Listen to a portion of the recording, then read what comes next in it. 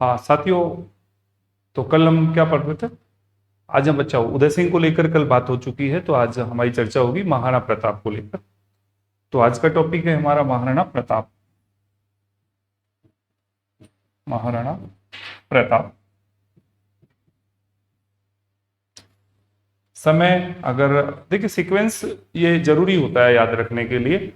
जब हमने महाराणा उदय सिंह को लेकर बात की तो 1537 से लेकर 1572, 72, और इनका जो टाइमिंग है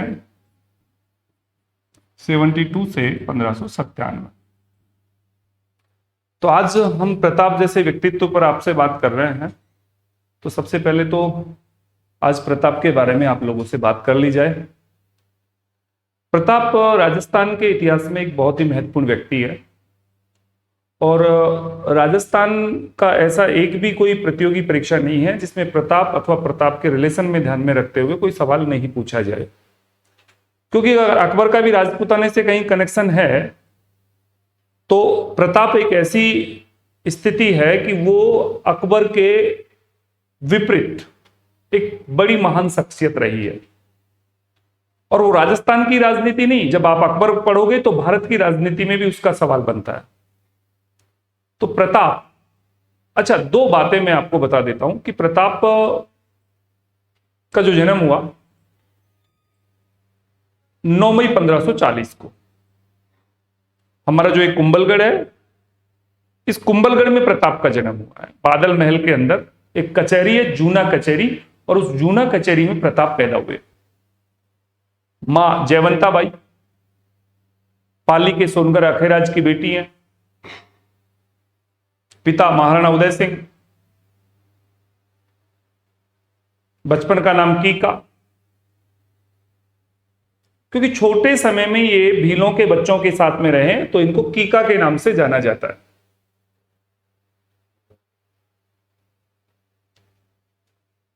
प्रताप की शादी हो जाती है, बड़ा होता है प्रताप अजबदे पंवार के साथ में।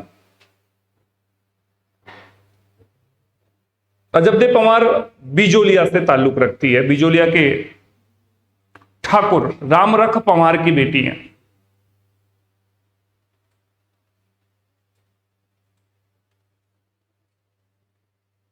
पिता उदय सिंह की मृत्यु हो गई 72 में, 72 में गोगुंदा में। ये उदयपुर में जो गोगुंदा है ना हमारे, वहां पे महादेव जी की बावड़ी है।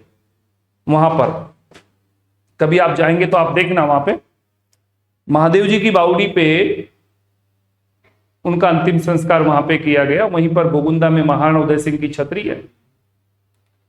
और मेवाड़ की राजनीति एक इस तरह का भूचाल ले रही थी कि कब क्या हो जाए कुछ नहीं कहा जा सकता उस समय की अगर बात करें। क्योंकि धीरबाई जो रानी भटियाणी थी, उसका बड़ा बेटा था जगमाल, और जगमाल को लेकर धीरबाई ने महाराणा से पहले ये बॉन्ड भरा लिया, वचन ले लिए कि आपकी मृत्यु के बाद में मेवाड़ अगर सुरक्षित हाथों में रहेगा तो जगमाल के हाथों में रहेगा, तो हुकुम आप जगमाल को अपना उत्तराधिकारी नियुक्त करें।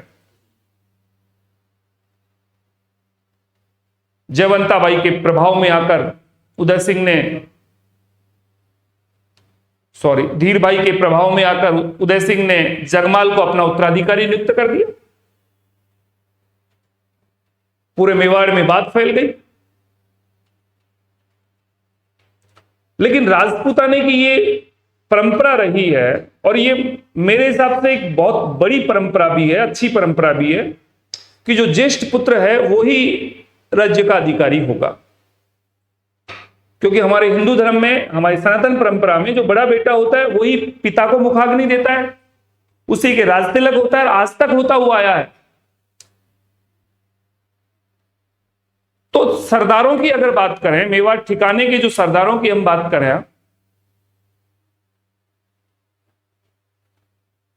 उन सरदारों के मन में था प्रताप को उत्तराधिकारी बनाया जाए। सलुम्बर के सरदार कृष्णदास चूंडावत प्रताप को उत्तराधिकारी बनाने के पक्ष में थे, और मैं कहूं कि सरदार तो चाहते भी यही थे। कि ज्येष्ठ पुत्र होता है वो राज्य का उत्तराधिकारी होता है। और प्यारे दोस्तों, महाराणा प्रताप को उत्तराधिकारी बना दिया गया। 28 फरवरी 1572 की बात है, होली का दिन है। जिस दिन उदय सिंह की डेथ हुई उसी दिन प्रताप का राज्याभिषेक कर दिया और एक महान शक्ति मेवाड़ के सिंहासन पर बैठ चुकी है, जिसका भविष्य क्या होगा यह इतिहास तय करेगा। और कोई भी व्यक्ति महान होता है, उसके पीछे ऐसा नहीं कि लोग उसको महान बनाते हैं, नहीं, लोग महान नहीं बनाते हैं, उसमें महानता के लक्षण होते हैं। उसमें विल पावर थी, करने की शक्ति थी। नहीं चाहता तो वो भी मुगलों की अधीनता स्वीकार कर सकता था, सोने और चांदी की थालियों में रोटी खा सकता था, लेकिन नहीं, गुलामी के घी से आजादी की घास अच्छी है।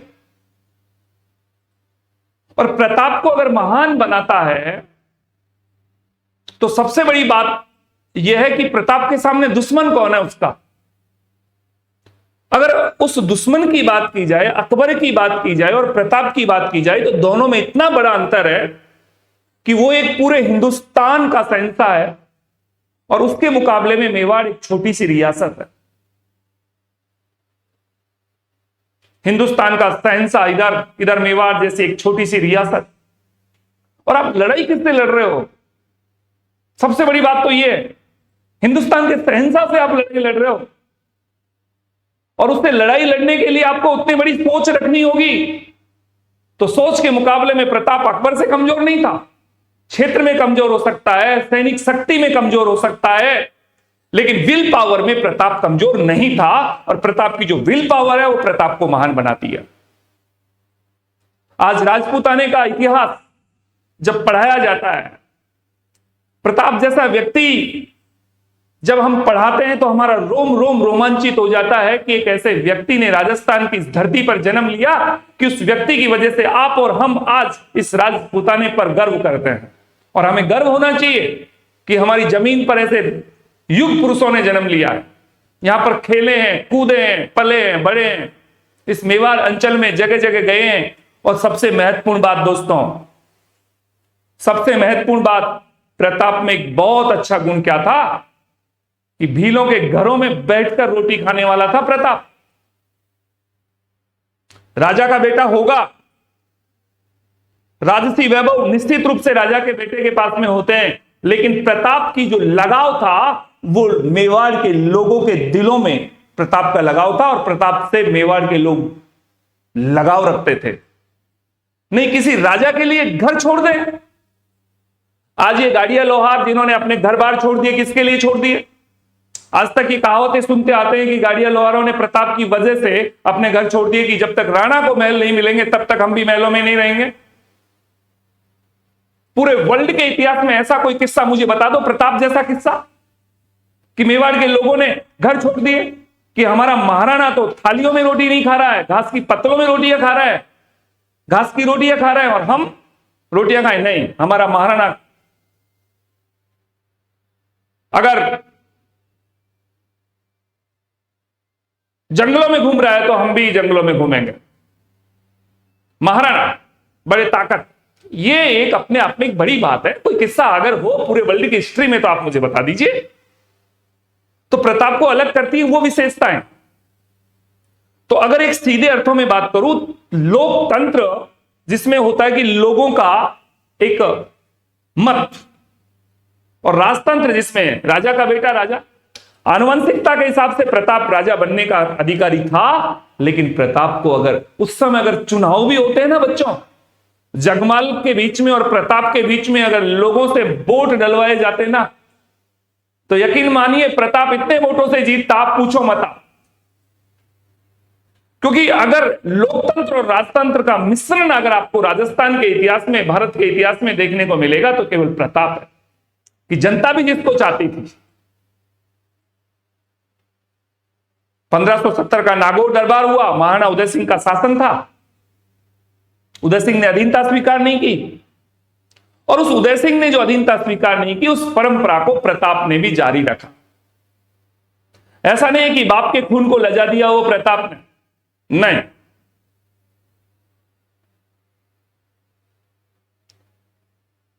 दिल्ली में अगर बातें चलती थी राजपूताने की, अकबर के दरबार में बातें चलती थी राजपूताने की, आगरा में, दिल्ली में, तो मेवाड़ की बातें चलती थी। और अकबर के मन में एक बड़ी टीस थी कि राजस्थान के सारे राजपूतों को मैंने अंडरटेकिंग में कर लिया है, और ये प्रताप किस खेत की मूली है, क्या बात है, बड़ा गजब मामला, अद्भुत। अकबर ने 4 शिष्टमंडल भेजे प्रताप को अधीन करने के लिए कि आप जाइए। जलाल खां कोची को भेजा, मानसिंह को भेजा, भगवंत दास को भेजा और टोडरमल को भेजा। और चारों शिष्टमंडलों से भी वार्ता हुई, लेकिन अधीनता स्वीकारने की नहीं। भूखे मर लेंगे लेकिन गुलामी का घी नहीं पिएंगे। गजब मामला हो गया दोस्तों। मानसिंह की मुलाकात उदय सागर झील की पाल पर होती है। हमारा एक विद्वान है, अमर काव्य वंशावली लिखता है, रणछोड़ भट्ट, वो कहते हैं कि भाई उनकी मुलाकात वहां पर होती है और प्रताप मुलाकात नहीं करते हैं। उनके पुत्र कुंवर अमर सिंह जाते हैं, और कुंवर जब जाते हैं तो कुंवर से पूछा गया कि प्रताप क्यों नहीं आए, तो कुंवर ने कहा पिताश्री अभी अस्वस्थ है। लेकिन किसी अन्य सैनिक ने कह दिया कि हुकुम, राणा आपसे मुलाकात नहीं करना चाहते। क्यों भाई, राणा मेरे से मुलाकात क्यों नहीं करना चाहते? मैं मानसिंह आमेर का वारिस, मेरे दादा भारमल आमेर के शासक हैं। 73 तक भारमल थे, फिर 73 में फिर बनते हैं भगवंत दास, फिर 89 में तो मानसिंह राजा बन जाता है। तो अभी 62 में मानसिंह अकबर की सेवा में चले जाता है, बच्चों 12 साल का।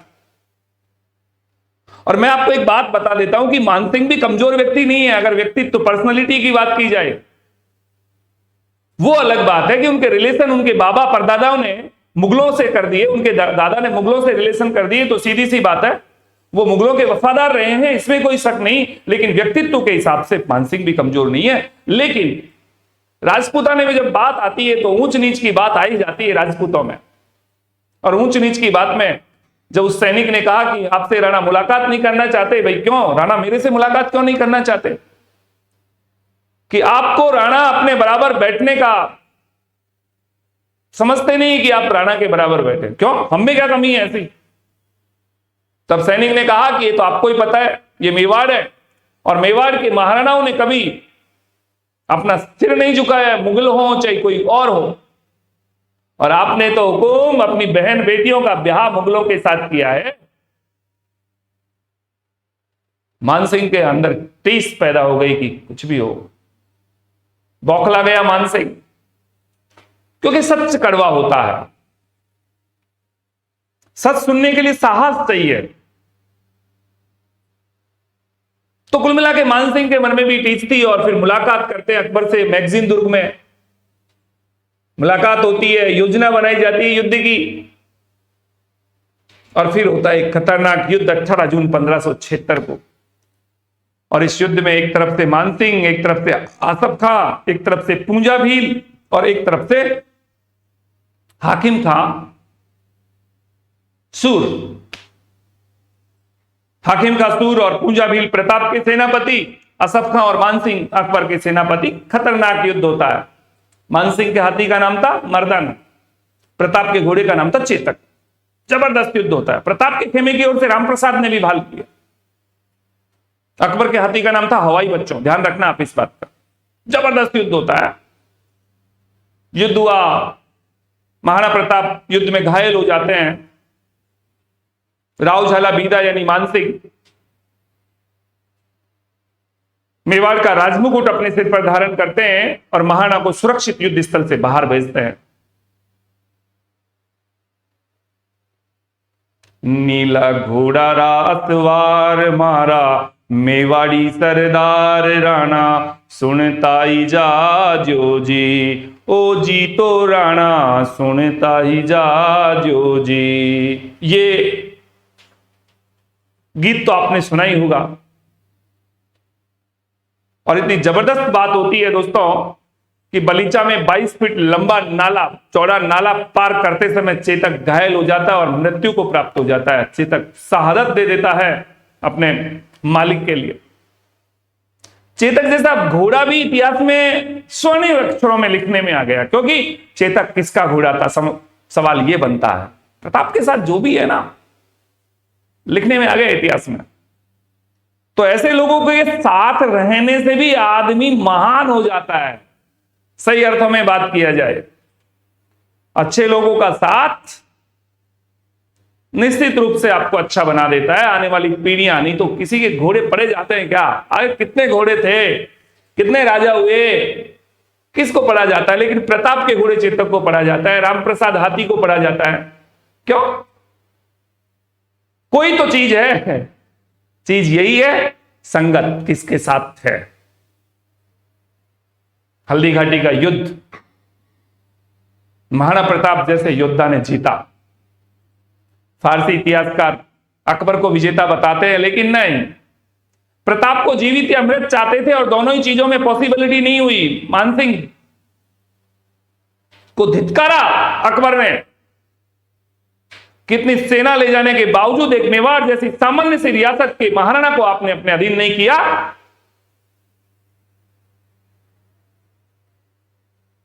कर्नल जॉन स्टॉर्ड जब प्रताप की जीवनी को पढ़ते हैं बच्चों, तो क्या कहते हैं कि राजस्थान की धरती पर वीर पैदा हुए हैं और महाराणा प्रताप लियोनिडास जैसा वीर है। महाराणा प्रताप को लियोनिडास कहते हैं, थर्मोपल्ली कहते हैं हल्दी घाटी के युद्ध को, मेवाड़ की। अबुल फजल, इसको खमनौर का युद्ध कहते हैं। और बदायूनी, अब्दुल कादिर बदायूनी ने क्या कहा पता है आपको? कि मैंने राजपूतों के खून से अपनी दाढ़ी रंगी है। और इस युद्ध को गोगुंदा का युद्ध कहता है। क्या कहता है? गोगुंदा का युद्ध। हल्दी घाटी के युद्ध के पश्चात महाराणा प्रताप आवरगढ़ वगैरह, कोल्यारी वगैरह, यहां पे उन्होंने अपनी अस्थायी कैंप बनाए, राजधानियां संचालित की। अकबर ने कुंभलगढ़ पर अटैक किया। शाहबाज खान ने 3 बार लगातार कुंभलगढ़ पर अटैक किया और अंततः कुंभलगढ़ को जीत लिया। प्रताप की आर्थिक स्थिति कमजोर हो गई। बहामा शाह नामक व्यक्ति इतिहास में अमर हो गया, क्योंकि प्रताप को अपनी सारी की सारी जायदाद भेंट कर दी। चूलिया नामक स्थान पर मुलाकात की और लीजिए महाराणा ने अपनी सैनिक शक्तियों को वापस मजबूत किया। 1580 में बच्चों अकबर ने अब्दुल रहीम खाने खाना को नियुक्त किया, जाइए आप मेवाड़। और सबसे बड़ी बात, अब्दुल रहीम खाने खाना जब यहां पे आते हैं तो कुंवर अमर सिंह ने अब्दुल रहीम खाने खाना को बंदी बना लिया अपनी बेगमों के साथ। और प्रताप के पास में मैसेज भेजा कि हुकुम, हमने अब्दुल रहीम खाने खाना को उनकी बेगमों के साथ बंदी बना लिया। प्रताप ने कहा, कुंवर, हम राजपूत हैं, महिलाओं के साथ किसी भी प्रकार की बदतमीजी नहीं होनी चाहिए। राजपूत नारी सम्मान के लिए जाना जाता है। हमारी गौरवमयी परंपरा रही है, यत्र नार्यस्तु पूजन्ते रमन्ते तत्र देवता। और किसी भी प्रकार से किसी भी महिला के साथ ज्यादती होनी चाहिए, नहीं तो मुगलों में और राजपूतों में क्या अंतर होगा? आने वाली पीढ़ियां प्रताप को कोसेंगी, कुंवर। और जिस प्रकार का ये मैसेज आया, और अब्दुल रहीम खाने खाना विद्वान व्यक्ति था और उसको सहसम्मान जब लौटाया, तो अब्दुल रहीम खाने खाना ने कितनी बुरी बुरी प्रशंसा की प्रताप की, कि यह योद्धा है, कितना बड़ा कलेजा है प्रताप का। ऐसा व्यक्ति हुकुम दिल जाकर बोलता है अकबर से, मैंने नहीं देखा है उसका बड़ा हृदय, मैंने नहीं देखा उसका, ऐसा कोई व्यक्ति नहीं देखा इतना बड़ा हृदय वाला।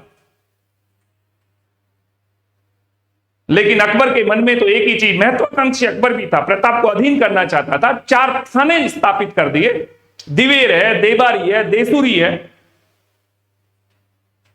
और देवल।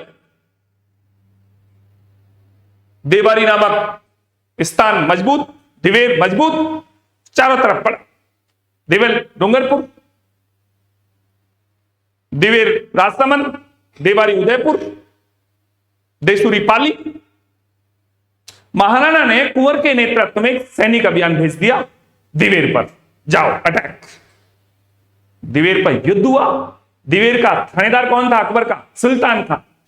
और पता है कुंवर अमर सिंह ने घोड़े पर चढ़े हुए सुल्तान खां के टोपे पर इस प्रकार का वार किया कि मुगल खेमे में भगदड़ मच गई। एक भी मुस्लिम जीवित नहीं बचा दिवेर में, एक भी मुस्लिम मुगल।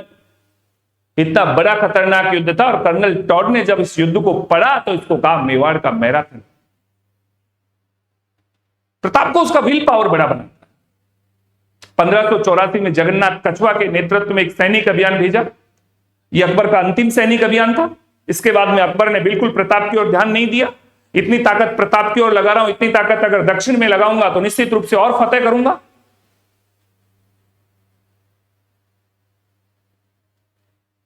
1585 में प्रताप को अधीन करने के प्रयास ये लास्ट थे 84 वाले। 1585 में प्रताप ने लूणा चावंडिया को हराया और चावंड को अपनी राजधानी बनाया। चावंड लगातार 12 साल तक राजधानी रही है मेवाड़ की, ध्यान रखना ये बात। 12 साल तक प्रताप रहे हैं, राजधानी तो 15 तक बाद तक रहती है। 28 से 30 साल राजधानी का मामला आता है चावंड को। चामुंडा माता का मंदिर बनवाया और यहीं पर 19 जनवरी 1597 को धनुष पर प्रत्यंचा चढ़ाते हुए प्रताप जैसा व्यक्ति हमेशा के लिए सो गया। तो ये थी बच्चों प्रताप की कहानी। और अब एक एक टॉपिक पर अपन लिखते हैं। और अब आप कॉपी खोलो, अब आप लिखो। जन्म